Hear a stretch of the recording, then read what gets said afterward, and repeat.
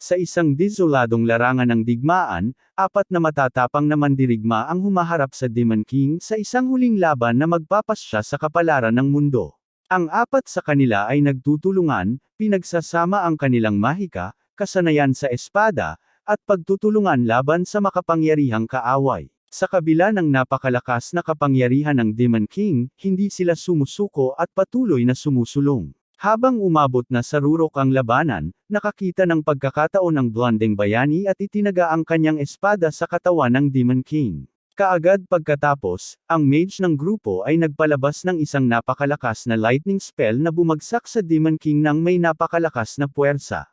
Matapos magdusa ng napakaraming sugat sa laban, hindi na kayang tiisin ng Demon King ang pinsala. Naglabas siya ng isang huling sigaw bago bumagsak ng mabigat sa lupa. Sa isang sandali, may isa sa mga mandirigma ang nakatitig sa hindi makapaniwala, nahihirapang paniwalaan na talagang nagawa nilang talunin ang Demon Lord. Pagkalipas ng ilang sandali, isang engranding seremonya ang ginanap upang parangalan ang mga mandirigma na nagligtas sa mundo. Ang apat na mandirigma ay lumuhad ng may pagmamalaki sa harap ng hari habang nagtipon-tipon ang mga tao upang ipagdiwang ang kanilang tagumpay laban sa Demon King. Upang kilalanin ang kanilang mga nagawa, ipinagkaloob ng hari sa kanila ang titulong apat na emperador, isang titulong nakalaan lamang para sa mga pinakamahuhusay na salamangkero sa kaharian. Isa sa mga mandirigma na nagngangalang Eftel ay labis na nagulat sa anunsyo. Alam niya na sa buong kasaysayan, tanging mga tao lamang mula sa mga maharlikang pamilya ang pinapayagang makamit ang titulong emperador. Dahil dito, halos hindi niya mapaniwalaan ang kanyang naririnig. Aaminin niya na ang gantimpala ay mas malaki pa kaysa sa anumang naisip niya noon. Pagkatapos, lumapit ang hari kay Eftel ng personal at tinawag siya sa harap ng lahat. Ipinaliwanag niya na kahit hindi ang pinakamalakas na salamangkero si Eftel sa mundo, hindi may kakaila ang kanyang mga kontribusyon at tagumpay. Dahil dito, karapat-dapat siyang taglayin ang titulong emperador. Mula sa araw na ito, siya ay kikilalanin bilang ang emperador ng kidlat. Ang pagkarinig sa mga salitang iyon ay nagdulot kay Eftel na mapaiyak. Ang mga tao ay sumabog sa sigawan habang pinipigilan niyang pigilin ang kanyang emosyon. Matapos ang 40 taon ng pag-aaral at pagmaster ng mahika, sa wakas ay kinilala na ang lahat ng kanyang pagsisikap. Umalis si Eftel sa seremonya na mas proud kaysa dati. Sa unang pagkakataon sa kanyang buhay, nararamdaman niya na ang lahat ng kanyang mga sakripisyo at pagsisikap ay talagang nagbunga. Ilang taon ang lumipas pagkatapos ng araw na iyon, at si Eftel ay isa ng matandang lalaki. Isang umaga, siya ay nakatayo sa labas at tahimik na nakatingin sa malawak na mga bukirin. Pagkatapos, isang batang babae na nagngangalang Merlin ang lumapit sa kanya at magalang na ipinaalam na handa na at naghihintay ang almusal sa loob. Mga isang oras mamaya, makikita si Eftel na nagtuturo sa kanyang mga estudyante kung paano panatilihin ang isang magic circle. Ang mga estudyante ay maingat na nakatuon habang sinisikap nilang panatilihing aktibo ang kanilang mga bilog hanggat maaari. Sa gitna ng ehersisyo, may isang estudyante na nawala ng konsentrasyon at aksidenteng nagdulot ng pagkawala ng kanyang magic circle. Agad na napansin ni Eftel at sinabi sa estudyante na huwag sumuko. Ipinaliwanag niya na ang pagpapanatili ng focus ay isa sa pinakamahalagang kasanayan na maaaring matutunan ng isang mage. Kung hindi niya kayang panatilihing aktibo ang isang bilog ng mahika habang nakatayo, hindi niya kailanman kayang panatilihin ito habang bumibigkas ng mga spell sa panahon ng labanan. Sa mga salitang binitiwan ni Eftel, agad na sinubukan muli ng batang lalaki. Pagkatapos ng ilang sandali, sa wakas ay tinapos ni Eftel ang ehersisyo. Pinapalaya ng mga estudyante ang kanilang mga bilog ng mahika at naghahanda para sa susunod na aralin. Sa halip na pahingahin sila, agad na iminungkahi ni Eftel na magpatuloy sa pagsasanay ng level 4 na mga spell. Bago makapagpatuloy ang aralin, biglang nagsalita si Merlin. Itinuro niya na mukhang pagod si Eftel at sinabi sa kanya na dapat siyang magpahinga at magpahinga. Gayunpaman, simpleng binabalewala ni Eftel ang kanyang pag-aalala at iginiit na hindi siya pagod. Gayunpaman, ang nag-aalalang ekspresyon sa mukha ni Merlin ay nagdulot sa kanya ng sandaling pagtigil. Ang pagtingin sa kanyang ekspresyon ay nagpapaalala sa kanya ng araw na una silang nagkita. Ang kanyang mga alaala ay bumabalik sa maraming taon na ang nakalipas, sa panahon kaagad pagkatapos talunin ng kanyang grupo ang demonyo. Sa panahong iyon, natagpuan niya si Merlin bilang isang sanggol. Iniwan siyang nag-iisa matapos mapatay ang kanyang ina sa gitna ng labanan na kinasasangkutan ng kanyang partido. Ang pag-alala sa araw na iyon ay pumupuno kay Ethel ng guilt. Tahimik siyang nagtataka kung sakaling malaman ni Merlin ang katotohanan tungkol sa digmaan at matuklasan na pinatay niya ang maraming miyembro ng kanyang angkan, magiging galit ba siya sa kanya? Pagkatapos ng ilang sandali, itinaboy niya ang mga iniisip na iyon at ibinalik ang kanyang atensyon sa kasalukuyan. Sinabi ni Ethel sa mga estudyante na ipagpatuloy ang kanilang pagsasanay sa level 4 na mahika. Bago makapagsimula ang sinuman, muling nagsalita si Merlin. Sa isang tiwala at ngiting-ngiti, idineklara niya na handa na siyang simulan ang pag-aaral ng level 6 na mahika. Sa wakas, isa siya sa mga pinakamahusay na estudyante ni Ethel. Hindi maiiwasan ni Ethel na humanga sa kanyang kumpiyansa at ambisyon. Gayunpaman, mahinahon niyang sinabi sa kanya na walang dahilan para magmadali ng labis. Pinatitibay niya sa kanya na matutunan din niya ang mga mas mataas na antas ng spells sa kalaunan, pero ngayon ay dapat siyang mag-focus sa mga batayan. Pagkatapos ng pagsasanay, naglakbay si Merlin ng mag-isa sa kalaliman ng gubat. Determinado siyang talunin ang halimaw na nakatira sa isang kalapit na kuweba. Sa kanyang isipan, ang pagdaig sa ganitong makapangyarihang halimaw ay patunay na siya ang pinakamagaling na estudyante ni Ethel. Mas mahalaga, naniniwala siya na kung magiging sapat na ang kanyang lakas upang magturo sa iba, makakapagpahinga na si Ethel at makakakuha ng pahingang nararapat sa kanya. Sa kasamaang palad, agad na nagkamali ang mga bagay-bagay dahil ang halimaw ay mas malakas kaysa inaasahan ni Merlin. Hindi nagtagal, natagpuan niya ang sarili na tumatakbo sa kagubatan habang hinahabol siya ng isang napakalaking halimaw na parang lobo. Sinubukan na ni Merlin ang level 4 na mahika dito, pero wala itong naging epekto, na nagbigay sa kanya ng ideya na kailangan niya ng mas makapangyarihang bagay. Nang mapagtanto niyang walang silbi ang kanyang mga karaniwang spell, nagpasya si Merlin na isa na lamang ang natitirang opsyon niya. Nagsimula siyang magdasal ng isang level 6 na spell kahit na hindi pa siya kailanman nagtagumpay sa pagcast nito noon. Sa kanyang gulat, talagang gumana ang spell nang ilunsad niya ang isang level 6 na kidlat sa halimaw. Ang pagsabog ay yumanig sa lugar at pinuno ang kagubatan ng usok at alikabok, at si Merlin ay naging kumbinsido na siya ay nanalo na. Pagkatapos, lumabas ang halimaw mula sa usok na walang sugat. Bago makapag-react si Merlin, tinadyakan siya ng nilalang ng may napakalakas na puwersa. Bumagsak siya sa lupa at nahirapang bumangon muli. Ang malaking lobo ay dahan-daang lumalapit sa kanya at naghahanda na siyang lamunin. Sa sandaling iyon, nagsisimula ng tanggapin ni Merlin na mamamatay na siya. Sa sandaling ang halimaw ay handang umatake, biglang lumitaw si Ethel at iniligtas siya sa huling sandali. Agad na pinagsabihan siya ni Ethel dahil sa pagpasok sa gubat ng mag-isa, nahihiya. Si Merlin ay nagsisimulang humingi ng tawad ng paulit-ulit. Sinabi ni Ethel sa kanya na mayroon siyang higit na talento at potensyal kaysa sa alinman sa kanyang ibang mga estudyante. Gayunpaman, binalaan niya siya na huwag masyadong maadek sa mabilis na pagkuha ng kapangyarihan. Kung magmamadali siya ng walang tamang pundasyon, madaling mawawala ang kapangyarihang iyon sa kanyang mga kamay. Habang sila'y nag-uusap, biglang napansin ni Merlin na ang halimaw mula kanina ay buhay pa at nakatayo sa likod ni Ethel. Ngunit hindi siya nagalaw. Hindi lumilingon, tahimik niyang inihagis ang isang level 10 na lightning spell. Isang napakalakas na pagsabog ng kidlat ang sumiklab mula sa kanyang katawan at agad na winasak ang halimaw. Kinagabihan, hindi mapigilan ni Merlin ang pagsasalita tungkol sa kung gaano kaganda si Ethel nang iligtas niya ito. Pero sa huli, sinabi ni Ethel na tumigil na siya sa pagsasalita at matulog na. Sa wakas ay sumuko si Merlin at nagsimulang maglakad patungo sa kanyang kama. Ngunit bigla siyang lumingon at nakita niyang umuusok ng dugo si Ethel. Sa loob ng ilang taon na, siya ay nagdurusa mula sa isang hindi magamot na sakit at unti-unting lumalala ang kanyang kalagayan. Ang nag-aalalang ekspresyon sa mukha ni Merlin ay nagbigay diin kay Ethel sa isang bagay. Matagal na niyang alam ang tungkol sa kanyang sakit.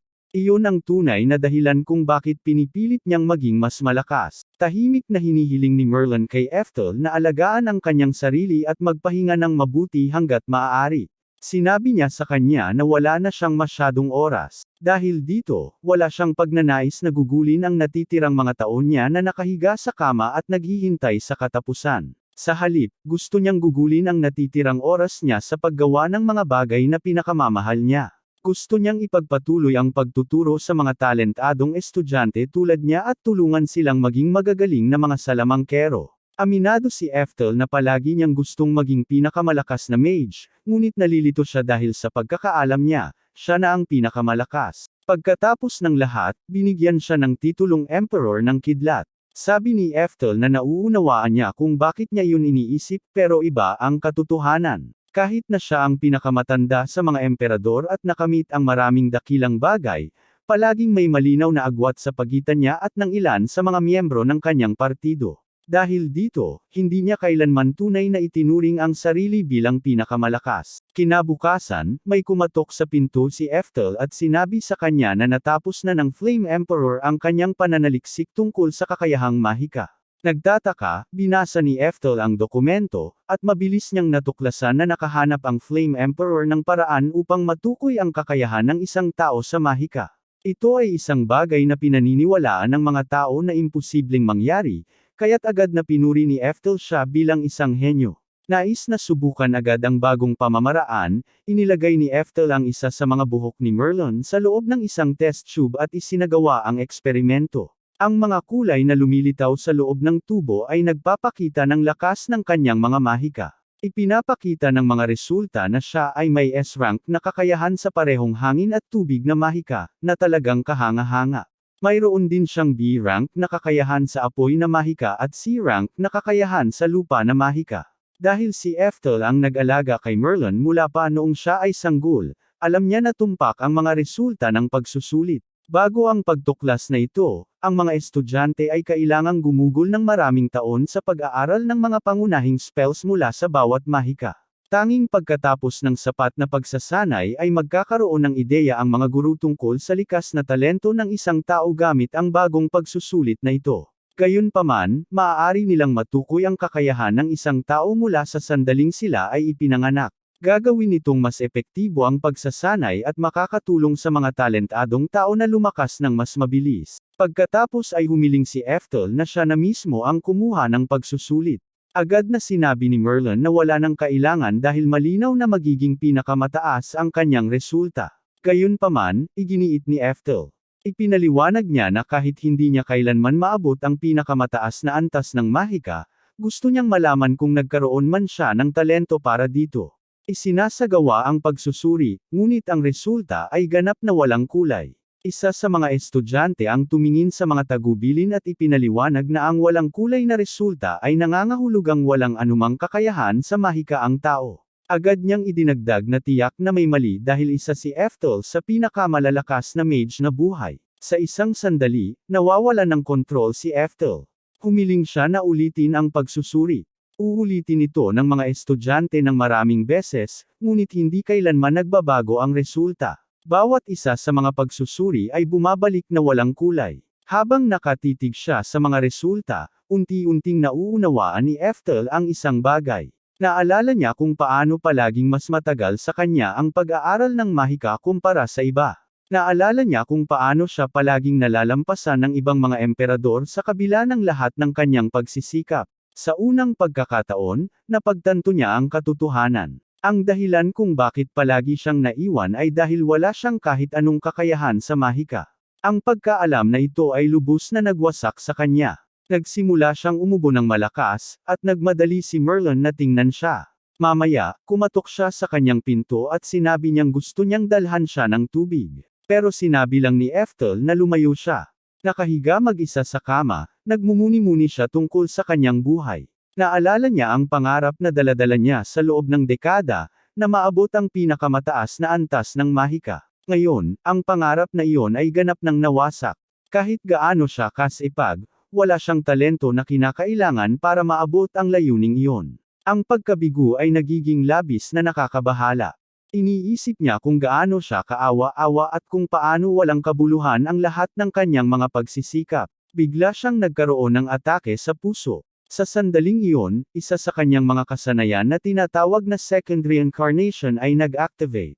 Ang kanyang mas batang sarili ay lumitaw sa isang kakaibang walang laman na espasyo at natagpuan ang sarili na nakatayo sa harap ng isang banal na nilalang. Habang tinitingnan ang paligid, sinabi niya na mahigit 50 taon na ang lumipas at inamin na lubos na niyang nakalimutan ang ikalawang reinkarnasyon. Nakipag-usap siya sa entidad at pinaalala sa kanya na dito sila unang nagkita matapos siyang mamatay sa ibang mundo matagal na panahon na ang nakalipas. Sinabi ng Diyosa sa kanya na dumating na ang oras para sa kanyang ikalawang muling pagsilang. Bago siya paalisin, pinaalalahanan siya ng Diyosa na maaari siyang pumili ng 2 bonus na kasanayan. Inirekomenda niya ang isang kasanayan na tinatawag na 2 times growth, na magpapabilis sa kanyang pag-unlad ng 2 beses. Gayunpaman, tinanggihan ni Eftel ang alok.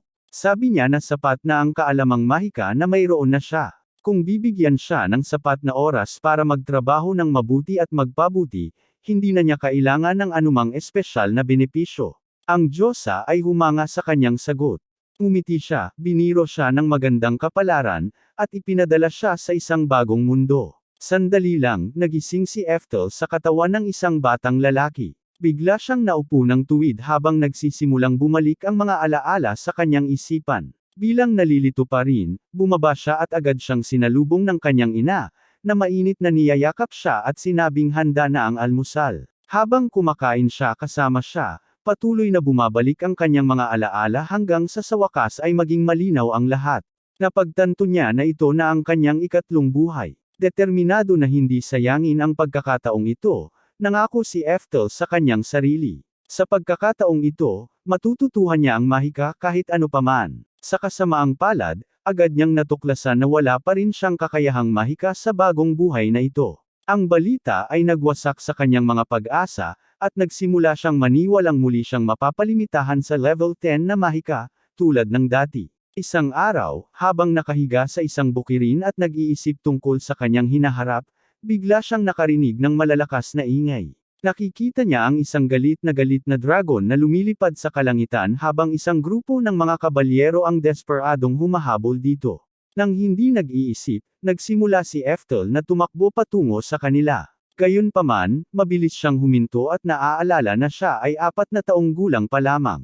Wala siyang magagawa sa kanyang kasalukuyang katawan. Habang pinapanood niya ang dragon na lumilipad palayo, nagsimula siyang mag-isip tungkol sa mga level 10 na spell na ginawa niya noong nakaraang buhay niya. Halos likas na sa kanya, pinagdikit niya ang kanyang mga daliri, at sa kanyang gulat, agad na nag-activate ang spell. Isang makapangyarihang pagsabog ang tumama sa kalangitan at direktang tinamaan ang dragon, na bumagsak ang napakalaking nilalang sa isang atake lamang.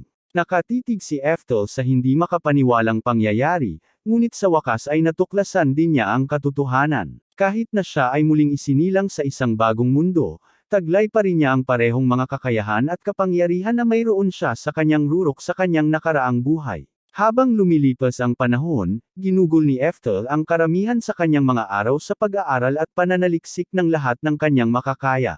Sa kanyang pananaliksik, natuklasan niya na ang mundong kanyang ginagalawan ay talagang parehong mundo mula sa kanyang nakaraang buhay. Ang tanging pagkakaiba ay mahigit 400 taon na ang lumipas mula noon. Kinabukasan, dumating sa bahay ang nakatatandang kapatid ni Eftel, si Frasier. Nagdadala siya ng kaunting pera upang makatulong sa mga pang-araw-araw na gastusin ng pamilya at mga gamit sa bahay. Pagkatapos noon, napansin ni Frasier si Eftel na tahimik na nakaupo na may hawak na mahirap na aklat ng mahika. Namangha siya na may isang batang katulad niya na kayang magbasa at umintindi ng ganitong advanced na libro. Sagot ni Eftel, masaya siyang magbasa ng mga ganitong libro dahil napaka-interesante nito para sa kanya. Nang marinig iyon, ngumiti si Frasier at nangako na sa susunod na pagbisita niya, magdadala siya ng mas maraming libro para kay Eftel bilang regalo. Talagang humahanga si Frasier sa pagmamahal ni Eftel sa pag-aaral. Sabi niya na kung makikita ito ng kanilang ama, tiyak na magiging proud ito. Ang pagdinig sa mga salitang iyon ay nagiging mausisa si Eftel. Tinanong niya kung kailan siya magkakaroon ng pagkakataon na makilala ang kanyang ama. Ipinaliwanag ni Frasier na sobrang abala ng kanilang ama at bihira itong magkaroon ng libreng oras. Sa katunayan, mula nang ipanganak si Eftel sa mundong ito, hindi pa siya kailanman nakikita ng kanyang ama kahit isang beses. Ang kanyang ama ay si Duke Orchid, isa sa mga pinakamahalagang tao sa kaharian ng Azul at isang labis na iginagalang na figure sa larangan ng mahika. Hindi alam ng lahat, si Duke Orchid ay direktang inapuri ni Ethel mula sa kanyang nakaraang buhay. Noong kilala siya bilang Lightning Emperor, dahil dito, palaging nagtataka si Ethel kung anong klaseng tao ang kanyang inapo. Sa kasamaang palad, ipinanganak si Ethel na walang anumang kakayahan sa mahika ang kanyang ina. Dahil dito, ang pangunahing asawa ni Duke Orchid at ang iba pa niyang mga kabit ay tiningnan siya ng may paghamak mula pa sa simula. Nakita pa nga nila si Ethel bilang isang pagkakamali dahil siya rin ay ipinanganak na walang anumang mahika. Sobrang pinabayaan silang dalawa na sa huli ay pinalayas at pinilit na manirahan sa isang liblib na lugar na malayo sa natitirang pamilya. Bilang resulta, hindi man lang kinikilala ni Duke Orchid at ng kanyang ibang mga asawa si Ethel bilang bahagi ng pamilya. Iyon ang tunay na dahilan kung bakit hindi siya kailanman pinayagang makilala ang kanyang sariling ama. Si Fraser, gayunpaman, ay ang pangalawang anak na isinilang sa pangunahing asawa ni Duke Orchid. Matapos malaman ang hindi makatarungang pagtrato na natanggap nina Ethel at ng kanyang ina, naawa siya sa kanila at nagpasya na tulungan silang alagaan tuwing may pagkakataon siya. Sa kabila ng lahat ng nangyayari sa paligid niya, sa totoo lang, hindi gaanong pinapansin ni Ethel ang mga problema ng kanyang pamilya. Basta't may pagkakataon siyang mag-aral muli ng mahika, kontento na siya. Pagkalipas ng ilang sandali, nagtipon-tipon ang pamilya upang mag-enjoy ng tsaa. Sa kanilang pag-uusap, tinanong ni Fraser si Ethel kung ano ang gusto niyang gawin sa hinaharap pagkatapos maglaan ng maraming oras sa pag-aaral. Walang pag-aalinlangan, masiglang sinabi ni Ethel na sa sandaling siya ay maging sapat na ang edad. Plano niyang mag-enroll sa Magic Academy at ilaan ang sarili sa pag-aaral ng mahika, bago pa man siya makapagsalita ng buo. Gayunpaman, mabilis na tinakpan ng kanyang ina ang kanyang bibig. Pinapaalala niya kay Fraser na si Ethel ay ipinanganak na katulad niya at walang kahit anong kakayahan sa mahika. Dahil dito, naniniwala siya na malamang na mag-aaral siya ng pagsasanay sa espada o baka mag-enroll sa paaralang militar kapag siya'y lumaki na. Natuwa si Fraser nang marinig ang mungkahing iyon. Pinapaalala niya sa ina ni Ethel na siya mismo ay nagtapos sa pinakamataas na pwesto ng kanyang klase sa military school. Kaya naniniwala siya na ang landas na iyon ay maaari pa ring magdala ng maliwanag na hinaharap para kay Ethel. Aminado si Fraser na orihinal niyang pinili ang paaralang militar dahil gusto niyang maghimagsik laban sa paglaki sa isang pamilyang kilala sa mahika. Gayunpaman, sa pagtingin niya rito ngayon, naniniwala siyang tama ang kanyang desisyon sa huli. Dahil marami siyang libreng oras sa araw na iyon, nagpasya si Fraser na turuan si Ethel ng mga batayang kaalaman sa pag-swordsmanship. Magkasama silang nag-ensayo ng hapon, at matiisin na ipinakita ni Fraser sa kanya ang tamang mga teknik. Habang nag-e-ensayo, naaalala ni Ethel ang isang bagay mula sa kanyang nakaraang buhay. Laging tinuturuan siya ni Fraser ng batayang edukasyon at agham militar, at palagi siyang hinihikayat nito na pumasok sa paaralang militar sa halip na mag-aral ng mahika. Matapos mag-ensayo ng ilang sandali, nagtipon si Ethel ng lakas ng loob upang magsalita.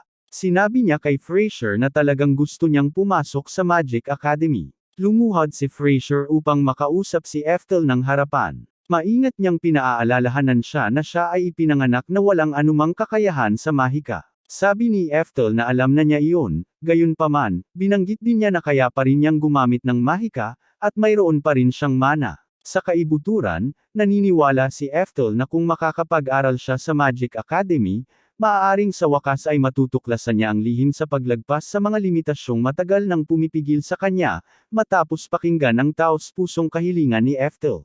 Dahan-daang tumayo si Fraser at nag-alok sa kanya. Sabi niya na malapit na siyang mag-cast ng spell. Kung makakaya ni Ethel na kopyahin ang spell sa kahit anong paraan, personal siyang irerekomenda ni Fraser para sa pagpasok sa Magic Academy. Sa katotohanan, lubos na inaasahan ni Fraser na mabibigo si Ethel. Naniniwala siya na kapag nakita ni Ethel ang pagkakaiba sa pagitan niya at ng mga tunay na mage, sa wakas ay mauunawaan niya ang mga hangganan ng kanyang sariling kakayahan. Tahimik na binibigkas ni Fraser ang isang mahiwagang incantation bago mag-cast ng level 2 Windcutter spell. Ang Blade of Wind ay lumipad pasulong at malinis na pinutol ang isang malapit na puno, na itinumba ito. Pinapanood ni Ethel ang spell at nagulat siya kung gaano ito kasimple. Walang pag-aalinlangan, muling ginawa niya ang eksaktong parehong spell. Hindi lang niya ito kinopya ng perpekto, kundi pinatibay pa ito hanggang maging antas 4 na spell. Ang napakalaking Blade of Wind ay pumutol sa lugar at winasak ang ilang puno sa isang atake lamang.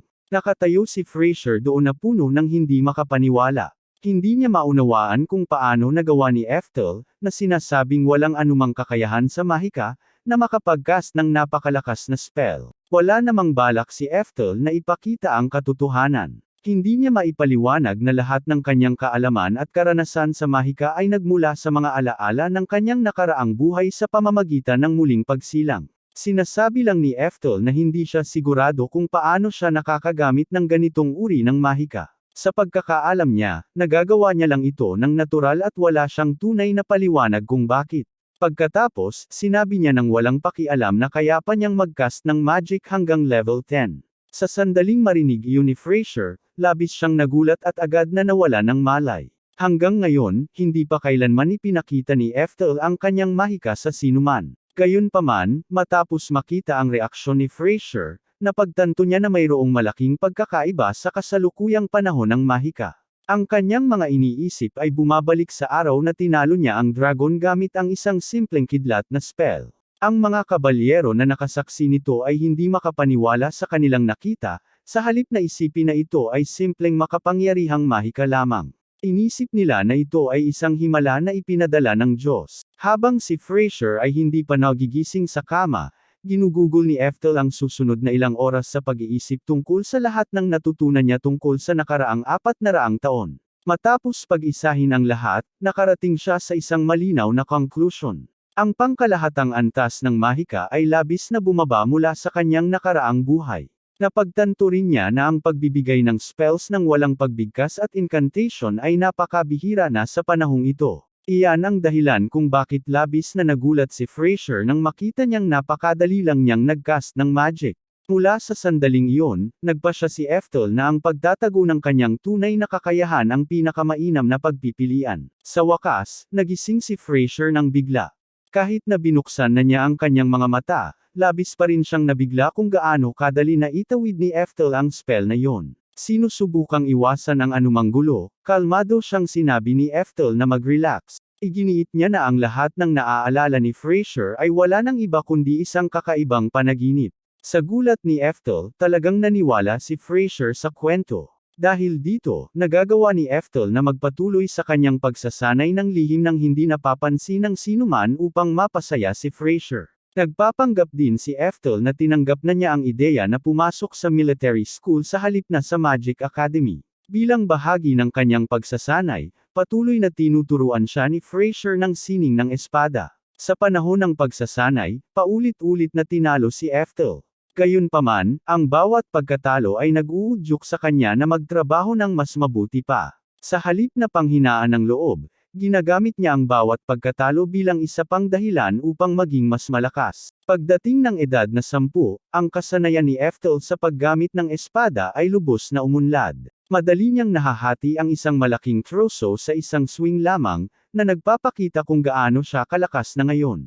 Habang patuloy na umuunlad ang kanyang mga kasanayan, nagsisimula ng isipin ni Ethel na ang maging pinakamalakas na magic swordsman sa mundo ay hindi masamang layunin pagkatapos ng lahat. Sa puntong ito, nagtuturo na si Fraser kay Ethel ng sining ng espada 3 beses bawat linggo. Sa partikular na araw na ito, gayunpaman, nagpasya si Fraser na oras na upang bigyan si Ethel ng isang espesyal na aralin. Ipinakilala ni Fraser si Ethel sa isang malaking, muscular na lalaki na nagngangalang Moria, na dating commander ng mga kabalyero ng Kaharian ng Azul. Walang pag-aaksaya ng oras, agad na hinamon ni Moria si Ethel sa isang duelo. Sinabi niya sa kanya na huwag mag-atubiling umatake gamit ang lahat ng mayroon siya. Habang tahimik na naglalakad si Moria patungo sa gitna ng lugar ng pagsasanay, nahihirapan si Ethel na gumawa ng unang hakbang.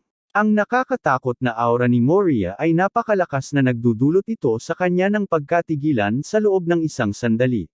Nakita ni Moria na nag-atubili si Ethel, kaya inisip niya na wala itong ibang halaga kundi isang mahina at bata.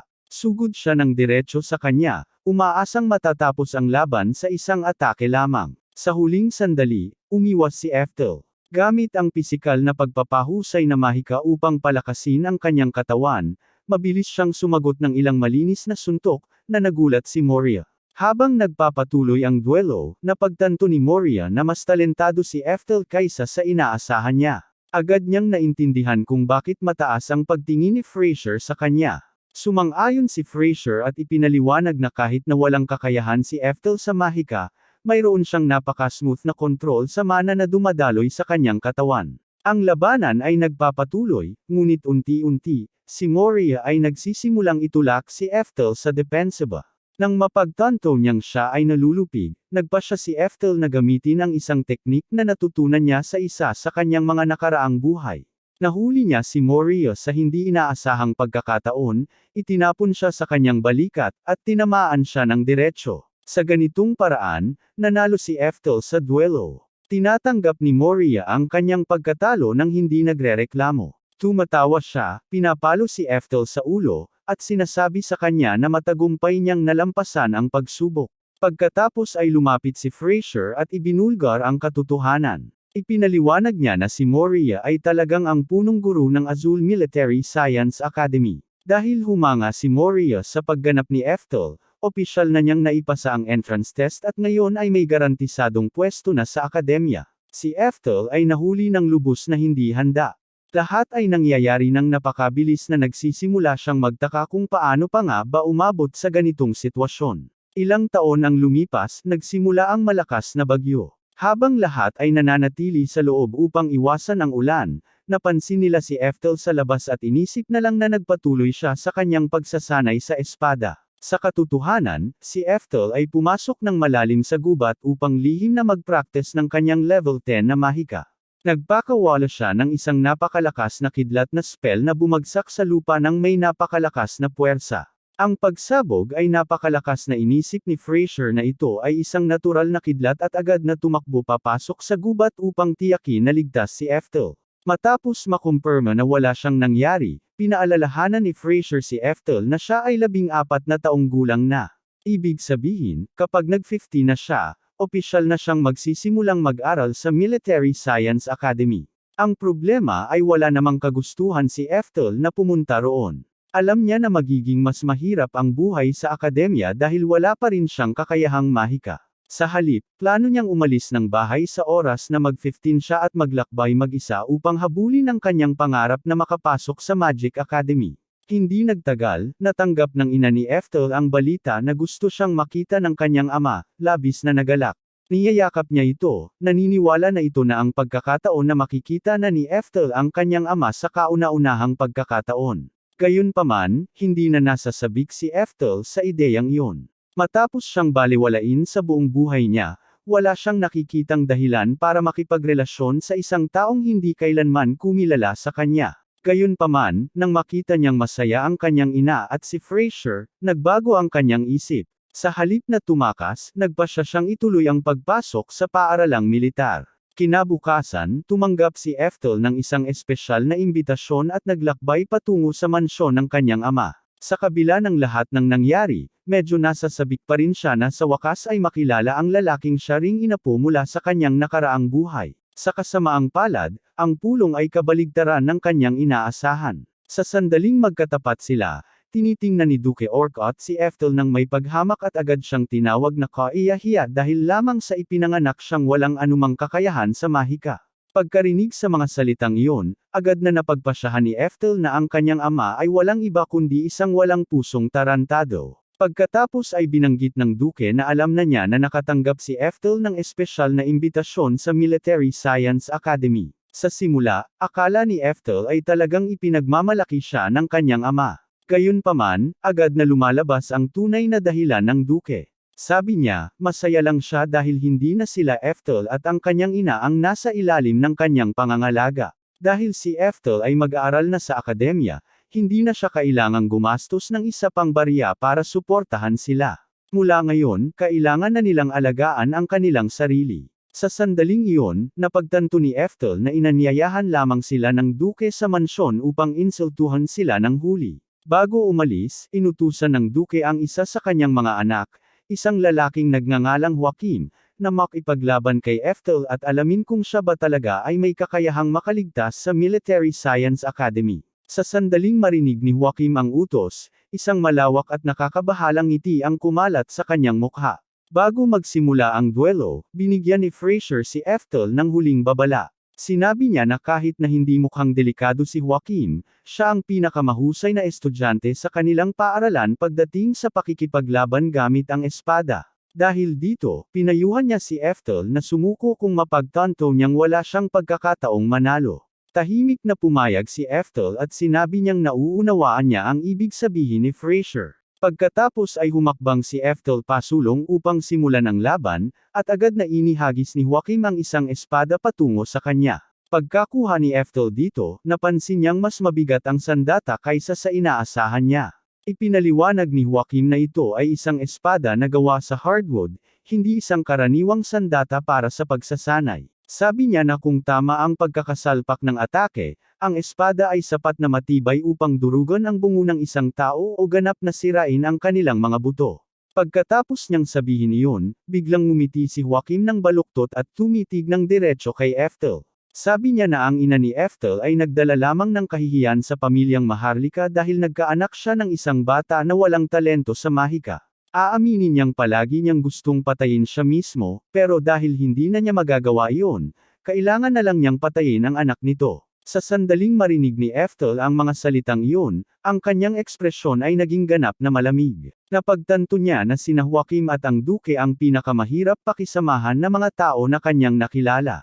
Ang nagpapainit pa sa kanyang ulo ay ang katotohanan na ang dalawang tanga na ito ay talagang kanyang sariling mga inapo. Ang kaisipang iyon ay lalo lamang nagpapagalit sa kanya kaysa dati. Nang hindi na nag-aksaya ng oras, tumakbo si Ethel diretso kay Joaquim at sinimulang atakihin siya gamit ang kanyang espada. Patuloy siyang sumasaksak nang hindi binibigyan si Joaquim ng pagkakataong makahinga, at nagulat siya nang makita na halos hindi makaiwas si Joaquim sa bawat atake, kahit na naiwasan ni Joaquim ang mga ito. Malinaw na nahihirapan siyang makasabay sa bilis at lakas ni Ethel. Si Joaquim ay lubos na nagulat sa dami ng kapangyarihan na taglay ni Ethel. Nagsimula siyang magtaka kung si Ethel ay tila naposes na dahil ang taong nakatayo sa harap niya ay hindi na katulad ng mahina at batang kilala niya noon. Para kay Joaquim, para bang nakikipaglaban siya sa isang ganap na ibang tao. Ang duelo ay nagpatuloy ng ilang sandali habang patuloy na nagpapalitan ng mga suntok ang dalawa. Sa wakas, itinaas ni Joaquim ang kanyang espada at sinubukang harangan ang isa pang atake ni Ethel. Sa eksaktong sandaling iyon, inactivate ni Ethel ang kanyang pisikal na enhancement magic, na labis na nagpalakas sa kanyang lakas. Pagkatapos, inugoy niya ang kanyang matibay na espada nang may napakalakas na puwersa, sinira ang depensa ni Joaquim at nabasag ang kanyang bungo. Sa isang atake na iyon, natapos na ang duelo, at idineklara si Ethel bilang panalo. Lahat ng nanunood sa laban ay natigilan sa gulat dahil wala sa kanila ang inaasahang matatalo si Joaquim ng ganun kadali. Bago umalis sa arena, huminto sandali si Ethel at tumingin ng diretso kay Joaquim. Sa malamig na tinig, binalaan niya ito na kung muling magsasalita ng hindi maganda tungkol sa kanyang ina, sisiguraduhin niyang mamamatay ito sa susunod. Pagkatapos, lumapit si Ethel sa kanyang ina, ngunit mabilis niyang napansin na tila medyo natatakot siya sa kanya dahil sa hindi kapani-pani walang lakas na ipinakita niya sa laban. Maingat niyang pinapakalma siya na wala siyang dapat ikatakot dahil kahit gaano pa siya kalakas, siya pa rin ang Ethel na kilala na niya. Pagkatapos noon, magalang na yumuko si Ethel sa harap ng Duke at pinasalamatan siya sa pag-anyaya sa kanya, kahit na malinaw na hindi masaya ang Duke sa nangyari. Bumati siya kay Ethel ng maswerteng paglalakbay sa kanyang panahon sa paaralang militar bago siya pinayagang umalis. Kinagabihan, inihanda ng ina ni Ethel ang kanyang paboritong pagkain upang ipagdiwang ang kanyang tagumpay. Nasa kalagitnaan na sila ng pagsisimula ng pagkain nang bigla nilang marinig ang katok sa pintuan. Binuksan nila ito at nagulat nang makita si Moria at Fraser na nakatayo sa labas na may hawak na sanggol sa kanyang mga bisig. Pagkapasok niya, agad na ipinaliwanag ni Fraser ang sitwasyon. Sabi niya na may kumakalat na balita na ang paksayon ng ministro ay nagbabalak na patayin ang batang prinsipe habang ang pangunahing puwersa ng militar ng kaharian ay nasa labanan. Ang pag-atake ng mga barbaro ay nangyari ng mas maaga kaysa inaasahan ng sinuman, kaya't walang sapat na oras para maghanda. Dahil nangyari ang lahat ng napakabilis, nagpasya si Frasier na ang bahay ni Ethel ang pinakamaligtas na lugar na maisip niya upang itago ang prinsipe hanggang malaman nila kung ano ang susunod na gagawin. Pagkarinig niyon, agad na naunawaan ni Ethel ang sitwasyong pampulitika. Ang nakaraang hari ng Azul ay may 2 anak na lalaki, at ang nakababatang anak ay mas may talento kaysa sa nakatatanda. Dahil dito, ang nakababatang anak ang naging kasalukuyang hari, habang ang nakatatandang anak ay naging punong ministro. Dahil sa orihinal na walang lalaking tagapagmana ang kasalukuyang hari, naniwala ang lahat na ang sariling anak ng ministro ang sa huli ay magmamana ng trono. Gayunpaman, nagbago ang lahat ng ang kasalukuyang hari ay nagkaroon ng sarili niyang anak na lalaki. Ang isang pangyayaring iyon ang sum-ira sa mga plano ng ministro, kaya't gusto na ng kanyang pangkat na patayin ang batang prinsipe bago pa man ito makapagmana sa kaharian. Kahit na nalaman na niya ang lahat ng iyon, hindi pa rin maintindihan ni Ethel ang isang bagay. Nagtataka siya kung paano nakalusot ang mga barbaro sa depensa ng kaharian at nakarating sa kabisera matapos na umano'y pinatibay ang seguridad. Naniniwala si Frasier na may isang tao lamang na maaaring gumawa nito. Pinaghihinalaan niya na ang duke ang lihim na nasa likod ng lahat dahil, kung ang pamilyang Maharlika ay mapatalsik at magbago ang kapangyarihan, ang duke ang makikinabang ng higit sa sinuman, dahil ang pagbabalik sa kabisera ay hindi na isang opsyon. Nagpasya si Frasier na ang tanging pagpipilian nila ay tumawid sa hangganan at dalhin ang prinsipe sa pangunahing hukbo ng kaharian, kung saan siya ay magiging mas ligtas. Ito ay isang mapanganib na paglalakbay, ngunit wala silang mas mabuting alternatibo kung nais nilang mapanatiling buhay ang prinsipe. Kinabukasan ng umaga, natapos ni Moria at Frasier ang paghahanda para sa biyahe at nagsimula ng magpaalam bago umalis. Biglang dumating si Ethel at nagtanong kung maaari ba siyang sumama sa kanila. Masayang tinanggap nina Moria at Frasier ang kanyang alok dahil alam nilang kakailanganin nila ang bawat tulong na makukuha nila sa isang napakadelikadong misyon. Bagaman nagpapasalamat sila na kasama nila siya, halatang labis na nalulungkot ang ina ni Ethel habang pinapanood niyang umalis muli ang kanyang anak mula sa bahay. Ang tatlo sa kanila ay nagsimulang maglakbay sa kagubatan habang pinag-uusapan ang pinakamainam na ruta at pinaplano ang kanilang susunod na hakbang. Sa gitna ng kanilang pag-uusap, biglang umuugong ang malalakas na tunog sa gitna ng mga puno. Nang mapagtanto nilang may mali, agad nilang pinili na ang pinakamatalinong gawin ay umalis sa gubat ng mabilis hanggat maaari bago pa sila maabutan ng kung anumang nagdulot ng tunog. Gayunpaman, sa sandaling marating nila ang gilid ng gubat, bigla silang huminto sa kanilang mga hakbang. Naghihintay sa kanila sa labas ang isang mas nakakatakot na tanawin. Dumating na ang duke kasama ang kanyang personal na dibisyon ng mga battle mage, at ganap nilang naharang ang kanilang daraanan. Agad na malinaw na wala silang balak na palayain ang prinsipe, at handa silang dalhin siya pabalik kahit anong mangyari. Agad nilang naisip ang bumalik, ngunit mabilis nilang natuklasan na ang daan sa likuran nila ay naharang na ng isang pader ng apoy. Doon nila napagtanto na ang malalakas na tunog na narinig nila kanina ay talagang mga alchemist ng duke na naglalagay ng apoy sa buong gubat, na may mga apoy na humaharang sa isang daan ng pagtakas at ang mga puwersa ng duke na humaharang sa isa pa. Nakita nilang sila'y lubos na nahuli at walang matakasan, dahil wala silang madaling paraan upang makalabas. Nagpasya si Frasier na ang pinakamakatwirang opsyon ay subukang pag-usapan ang mga bagay-bagay kasama ang duke. Pumasok siya sa larangan ng labanan at humiling sa duke na pakinggan siya bago pa man may masaktan. Sa gulat ni Frasier, pumayag ang duke at kalmadong naglakad papalapit sa kanya. Sa isang maikling sandali, nakaramdam ng ginhawa si Frasier dahil naniniwala siyang handang makipag-usap ang duke. Gayunpaman, wala talagang balak makipag-usap ang duke mula sa simula. Nang walang babaalang ibinigay kay Frasier, bigla siyang kumuha ng isang mahiwagang kasangkapan at tinamaan siya ng kidlat. Ang atake ay tumama kay Frasier ng diretso, inabala siya bago pa man siya makapag-react. Kaagad pagkatapos, nagbigay ng senyales ang duke sa iba pang mga salamangkero, inutusan silang sunugin ang lahat hanggang sa lupa. Ang mga mage ay nagsimulang magtulungan, pinagsasama ang kanilang mahika upang mag-cast ng isang makapangyarihang level 6 na kidlat na spell. Ang spell ay bumagsak sa larangan ng labanan at ganap na winasak ang buong lugar, sinisira halos lahat ng nasa daan nito. Wala ni kaunting ideya si Ethel kung nakaligtas ba si Frasier sa napakalupit na pag-atake na iyon o hindi. Habang pinapanood niya ang pagkawasak, ang makasarili at ganap na kawalang pakialam ng Duke sa mga inosenteng buhay ay lalo lamang siyang pinapagalit.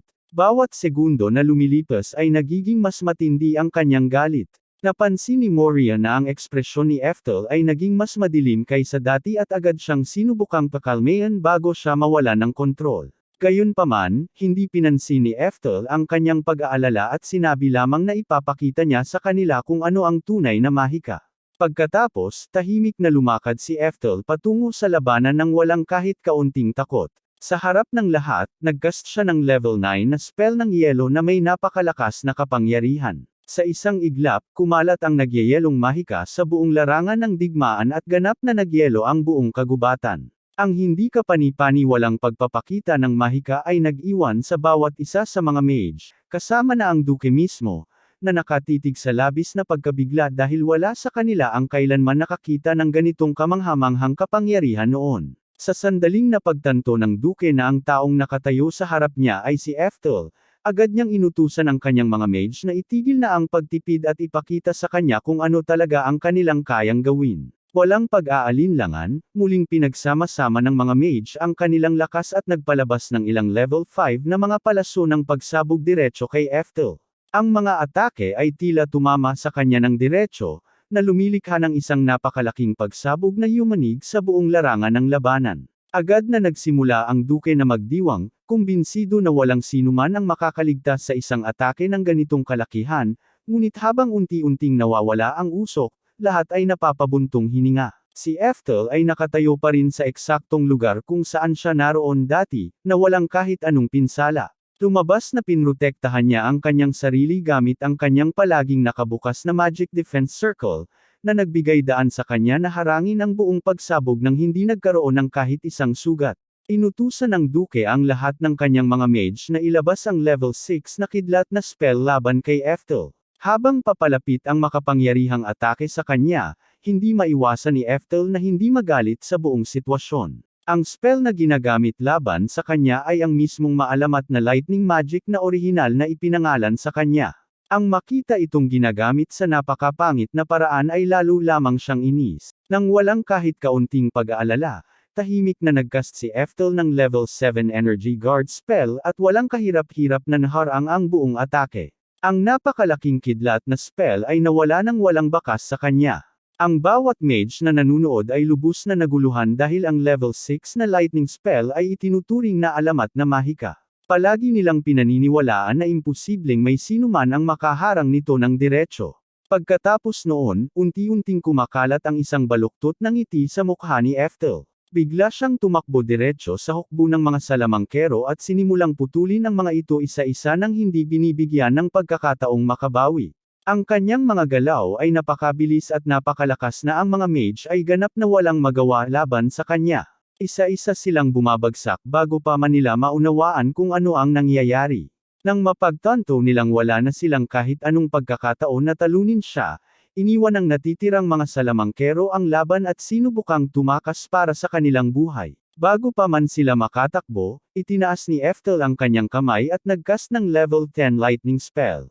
Ang napakalakas na mahika ay agad na lumaganap sa larangan ng labanan, nilipol ang buong hukbo sa isang atake lamang. Kapag hamupa na ang alikabok, tanging sina Joaquim at ang Duke na lamang ang buhay. Tahimik na naglakad si Eftel patungo sa dalawang nakaligtas nang hindi nagpapakita ng anumang emosyon. Bilang walang pakialam, pinatulog niya si Joaquim bago pa man ito makapagpahayag ng pagtutol. Pagkatapos noon, inilipat niya ang kanyang atensyon sa Duke. Tinitigan siya ni Eftel sa mata at sinabi na wala siyang balak na magpakita ng awa sa ganitong klaseng tao na handang isakripisyo ang sariling anak para sa kanyang makasariling ambisyon. Pagkatapos niyang magsalita, sinuntok din niya ang Duke hanggang mawalan ito ng malay. Sa ganitong paraan, natapos na ang kudeta. Hindi nagtagal, parehong pinatay ng publiko sina Joaquim at ang Duke para sa kanilang mga krimen, na nagdulot ng permanenteng pagtatapos sa kanilang rebelyon. Hindi nagtagal at na-discharge si Fraser mula sa ospital. Pagkarinig ni Eftel sa balita, agad siyang pumunta upang tingnan siya. Ipinaliwanag ni Fraser na siya ay nakaligtas lamang dahil sa kwintas ng kanyang pamilya, na nagligtas sa kanya mula sa nakamamatay na atake. Sa sandaling makita ni Eftel ang kwintas, agad niya itong nakilala bilang bantay ni Oberon. Orihinal na pag-aari ito niya noon at ipinasapasa sa pamilya sa loob ng maraming henerasyon bago ito mapunta sa mga kamay ni Frasier. Sa pagkawala ng duke, si Frasier ang naging bagong pinuno ng sambahayan dahil iniligtas niya ang kanyang sariling buhay upang protektahan ang prinsipe ng korona sa panahon ng pag-atake. Bukod pa rito, sinimulan ng kaharian na alisin ang lahat ng mga titulo at karangalan ng duke, ganap na binubura ang kanyang pamana pagkatapos ng lahat ng kanyang ginawa. Pagkalipas ng ilang sandali, nagpasya si Eftel na ipakita kina Frasier at Moria ang tunay na lawak ng kanyang kapangyarihang mahika habang pinapanood nila siyang magpakita ng isang kamanghamanghang spell pagkatapos ng isa pa. Pareho silang labis na humanga sa kanilang nakita. Gayunpaman, binalaan nila siya na dapat niyang itago ang kanyang tunay na lakas dahil kung malaman ng buong mundo kung gaano siya kalakas, maaari itong magdulot ng kaguluhan sa buong mundo. Lalo silang nagulat nang ipahayag ni Eftel na balak pa rin niyang pumasok sa paaralan ng mahika. Parehong iniisip ni na Frasier at Moria na siya ay naging napakalakas na para matuto pa ng kahit ano doon. Ngunit ipinaliwanag ni Eftel na ang hilaw na kapangyarihan ay hindi lahat. Gusto niyang pag-aralan ng maayos ang mahika upang matutunan niyang kontrolin ang kanyang mga kakayahan at magamit ang bawat spell sa pinakamataas na potensyal nito. Matapos marinig ang kanyang dahilan, lubos na sinuportahan ni na Frasier at Moria ang kanyang desisyon. Sa ganitong paraan, si Eftel ay kumukuha ng isa pang mahalagang hakbang pasulong sa kanyang paglalakbay upang masteran ang landas ng mahika.